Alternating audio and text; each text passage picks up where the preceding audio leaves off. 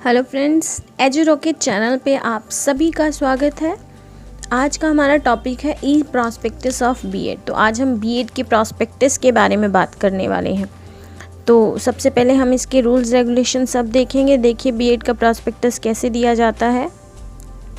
ये NCTE का recognition है। सबसे पहले about the university rules, school of education and bachelor of education यानी BEd programme is on page number 21। तो चलिए सीधा पेज नंबर 21 पर चलते हैं।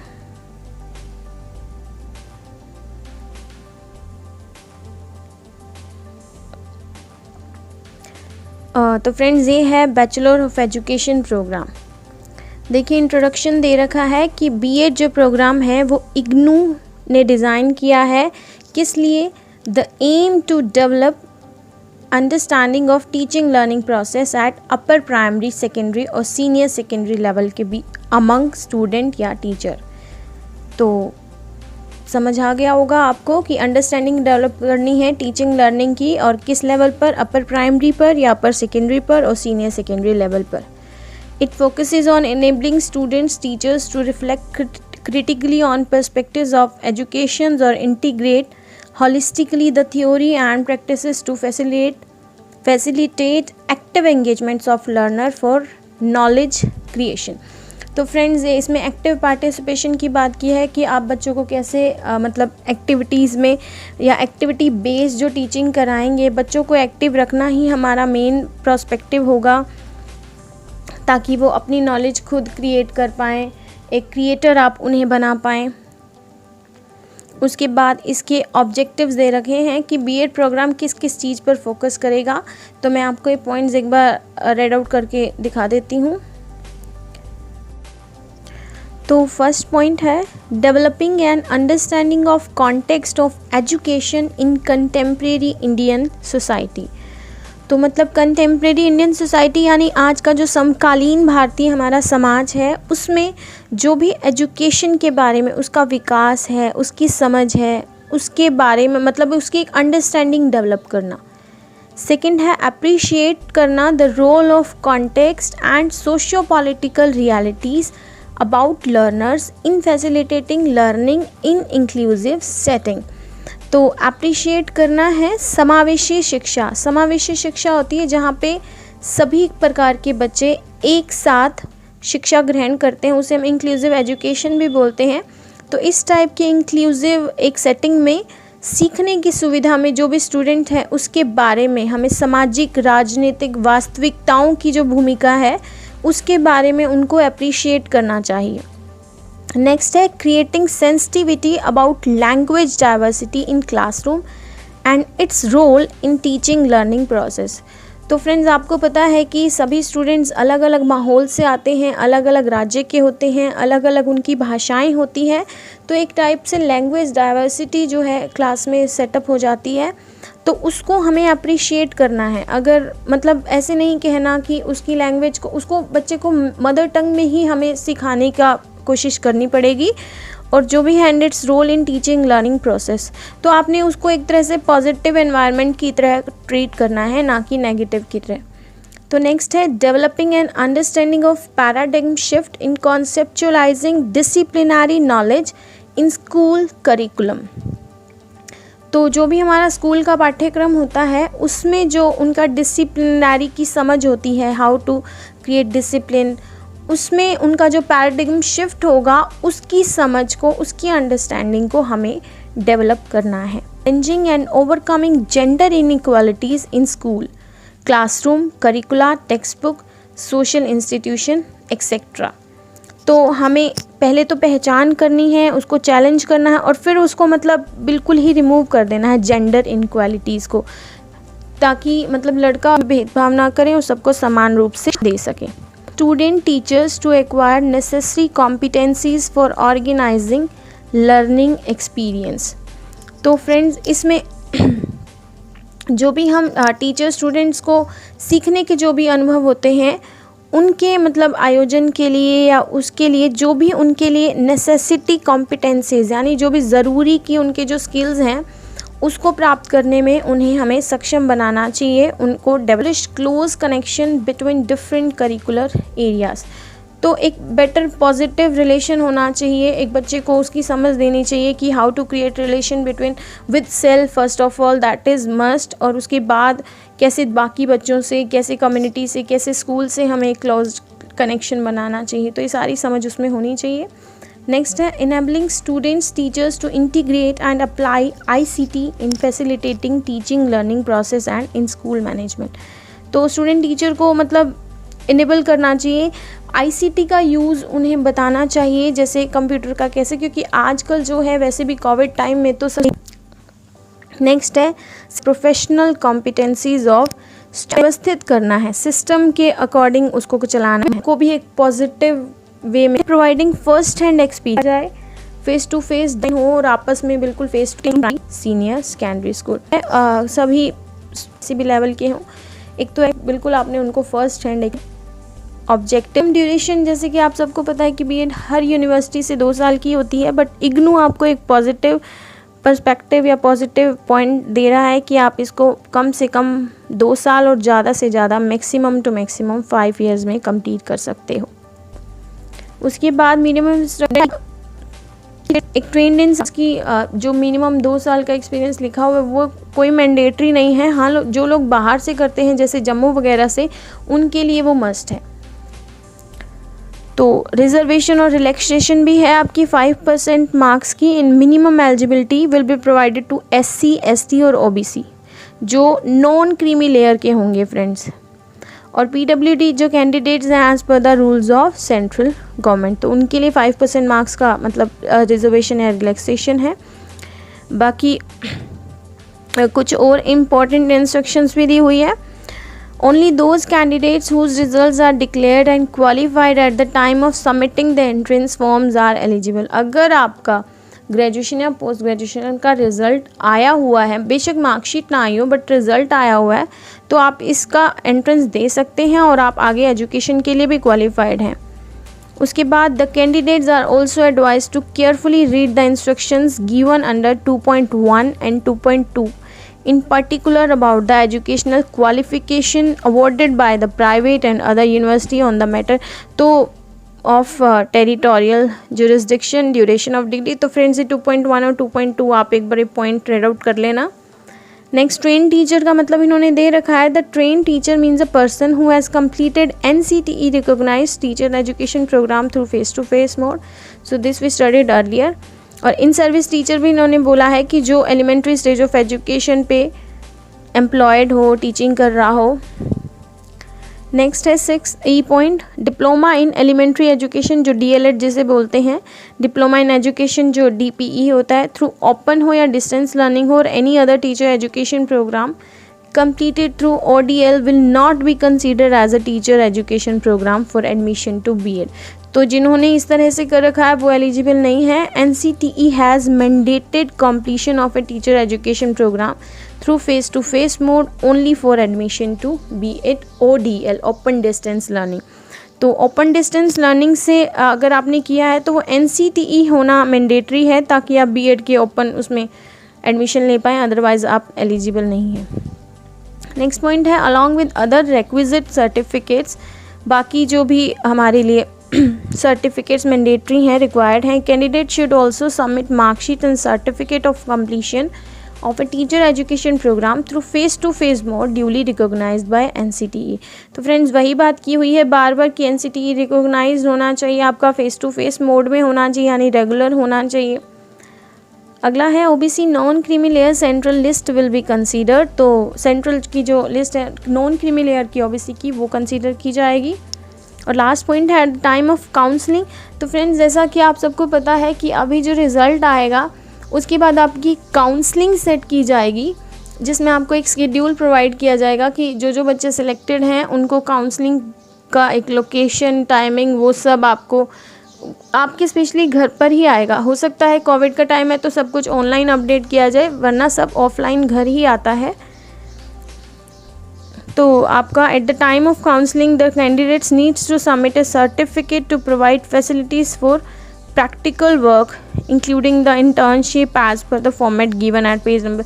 तो फ्रेंड्स ये 62 पेज नंबर को आप एक बार रीड आउट कर लीजिए, इसमें आपको पूरी डिटेल मिल जाएगी प्रैक्टिकल, मतलब जो इंटर्नशिप के बारे में आपका कुछ भी फॉर्मेट जो इन्होंने मांगा हुआ है या दिया हुआ है जो भी है। अब उसके बाद एडमिशन की, तो आपको पता है कि जो इग्नू ने अभी एंट्रेंस लिया था उसके बेस पे हमारा एडमिशन होगा, और कैटेगरी कोड जो भी है मतलब कुछ भी चेंज नहीं होगा, क्योंकि इन्होंने एडिटिंग का एक बार ऑप्शन दिया था। टेस्ट हमारा 11 को हो गया है, आप सबका हो गया होगा। उसके बाद ही काउंसलिंग के लिए हमें बुलाएंगे, और इसकी प्रोग्राम फ़ी आप सबको पता है कि 55,000 है। प्रोग्राम स्ट्रक्चर, तो हाँ फ्रेंड्स ये आपको प्रोग्राम स्ट्रक्चर देखना एक बहुत ज़रूरी है, क्योंकि इसके बाद हम जो क्लासेस शुरू करेंगे तो हम सब्जेक्ट वाइज ही करेंगे। तो देखिए कैसे करते हैं। सबसे पहले कोर कोर्सेज, इनमें क्रेडिट्स कलेक्ट करने होते हैं हमें। जैसे कोर कोर्स में 16 हैं, कंटेंट बेस्ड मेथोडोलॉजी है, उसमें कोई भी कोर्सेज 2 आपको चूज़ करने हैं, उसके 8 क्रेडिट्स होते हैं, आई थिंक 4 पर सब्जेक्ट या 4 पर कोर्स। वर्कशॉप जो पहली है वो 4 क्रेडिट्स की होती है, जो EPC है वो फर्स्ट और सेकंड वो 4 क्रेडिट्स की है। इंटर्नशिप जो है वो आपकी 1 जो है 4 क्रेडिट्स की है, same as with the second also, लेकिन वहाँ कोर कोर्स पहले में 16 का था, यहाँ 12 का है। और जो ऑप्शनल कोर्स आई थिंक एक ही होगा तो वो 4 क्रेडिट्स का है। वर्कशॉप दोनों में ही 4 क्रेडिट्स की है। EPC 3rd और 4th, पहले फर्स्ट और सेकंड 4 की थी, अब यहाँ 3rd और 4th 4 क्रेडिट्स की है। इंटर्नशिप 1 आपकी 4 की थी, और यहाँ पे भी इंटर्नशिप 2 आपकी 4 क्रेडिट्स की है। तो मिनिमम 2 साल का इन्होंने पूरा एक बार बता रखा है हमें। फिर आपके बाद 1 learner has to complete 72 credits for successful completion of the programme. तो आपको मिनिमम इतने लेने ही पड़ेंगे 72, ताकि आपका मतलब सक्सेसफुली आप कंप्लीट कर पाएँ। हाँ भाई B.Ed एलिजिबल हो, मतलब हो गई है हमारी B.Ed कंप्लीट हो गया है प्रोग्राम उसके लिए। तो फर्स्ट ईयर में आपके 5 सब्जेक्ट्स हैं। BES 1 to 1 childhood and growing up, BES 1 to 2 contemporary India and education, BES 1 to 3 learning and teaching, BES 1 to 4 learning language across the curriculum, BES 1 to 5 understanding discipline and subjects. ये आपके first year के हैं। उसके बाद जो content based methodology, जिसमें से आपको कोई भी 2 कोर्स चूज़ करने हैं, तो उसमें से आप देखिए 5 दे रखे हैं। Any 2 you can choose according to your subject which you have taken in your graduation और पोस्ट ग्रेजुएशन। तो उनके बारे में BES 141 है pedagogy of science, 142 pedagogy of social science, 143 pedagogy of mathematics, 144 pedagogy of English and 145 pedagogy of Hindi. हाँ सारे ही 4 credits के हैं, तो आपको कोई भी 2 इसमें से ऑप्ट करने हैं।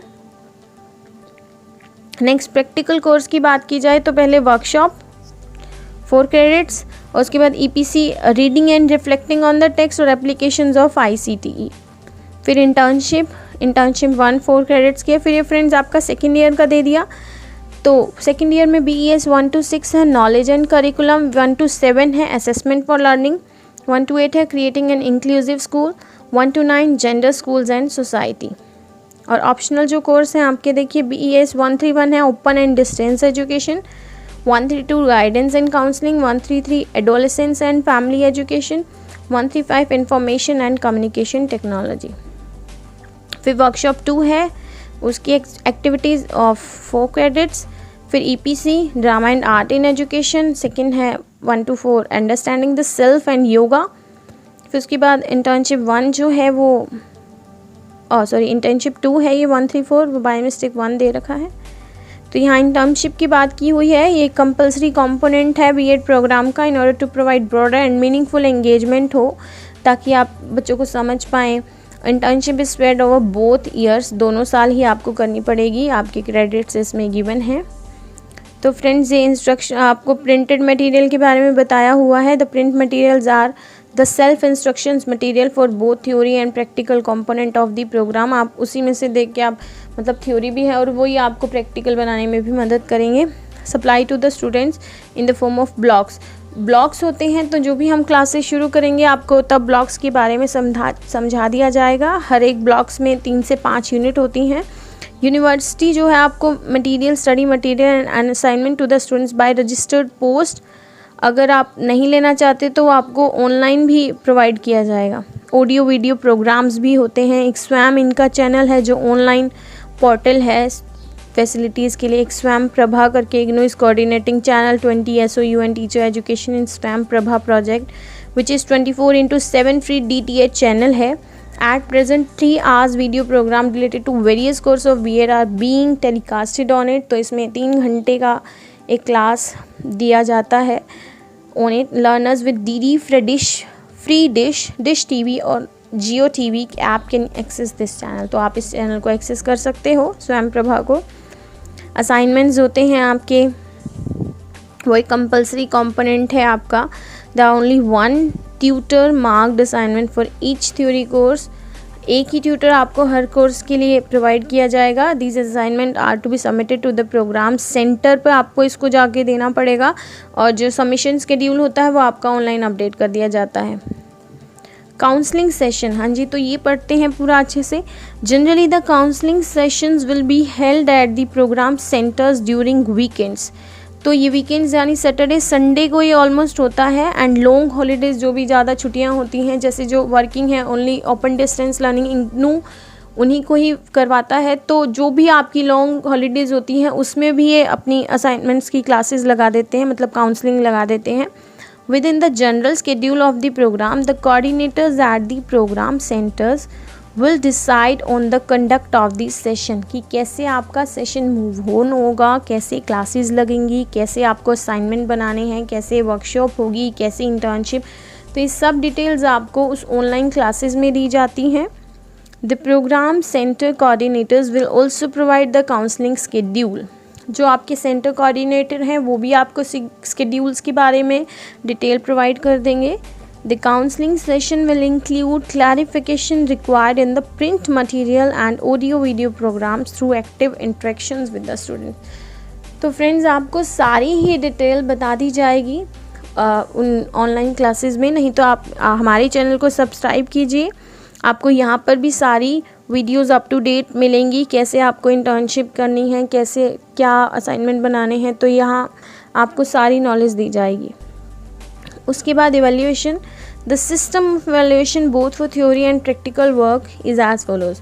Theory for theory courses evaluation comprises 3 aspects: self evaluation exercises with each unit of study, second continuous evaluation in the form of periodic compulsory task or assignment, this carries a weightage of 30% for each course, or 1 task or assignment in each theory course is compulsory, and the last one is term and examination has a weightage of 70%।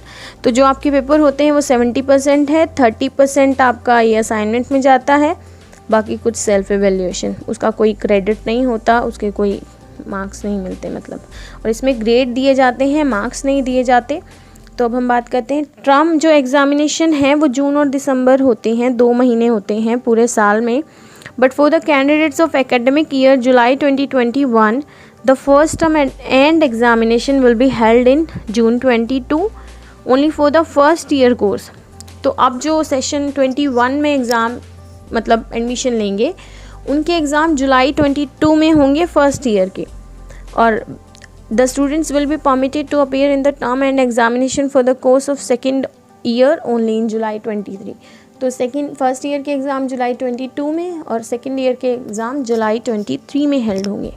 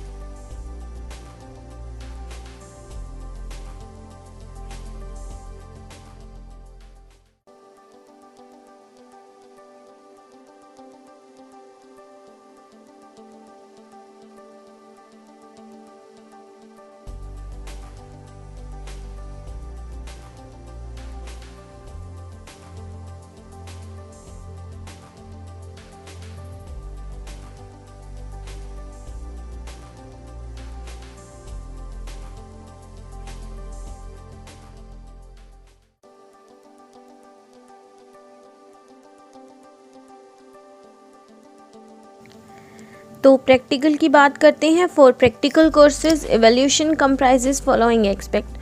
First है continuous assessment of the activities at school during internship by mentors. तो आपको बीच बीच में आकर check किया जाएगा mentors के द्वारा।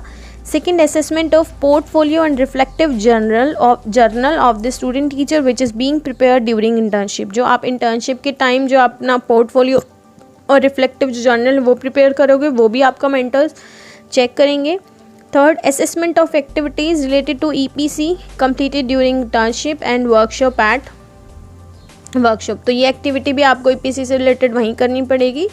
Assessment of performance in workshop, आपकी कैसी परफॉर्मेंस है वर्कशॉप पे, इसका असेसमेंट भी किया जाएगा। Assessment during internship by the teacher educator appointed by RC और SOE। जो भी आपके RC और SOE होंगे वो अपॉइंट करेंगे जो भी, तो आपका मतलब उसके दौरान भी, इंटर्नशिप के दौरान भी असेसमेंट होगा। तो friends, students will have to obtain at least D grade in each course in both continuous and terminal evaluation separately। तो आपको मिनिमम D grade तो लेना ही है।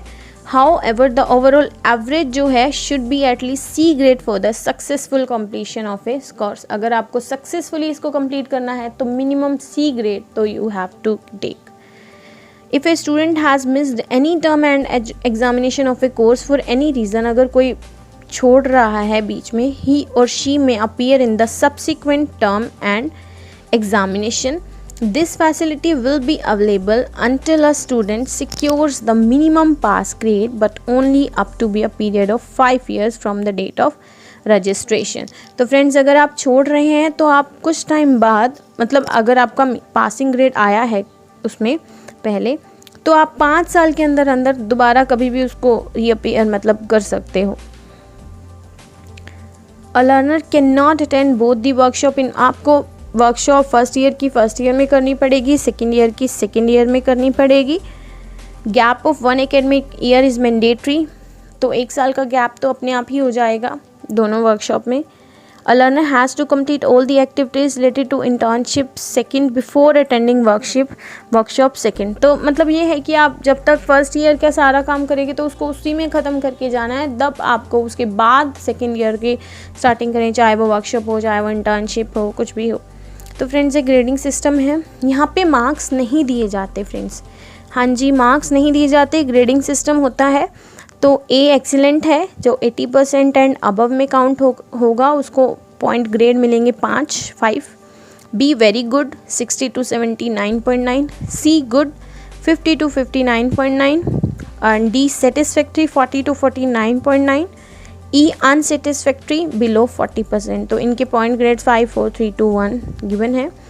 The rounding of decimal point in grade cards and mark sheet to the next mark in case decimal point is between 0.5 and 0.9 and no change in case it is between 0.1 to 0.4। तो ये friends normal सी बात है, 0.5 plus होंगे तो आपको +1 something हो जाएगा और कोई चेंज नहीं होगा अगर आपका 0.1 to 0.4 है।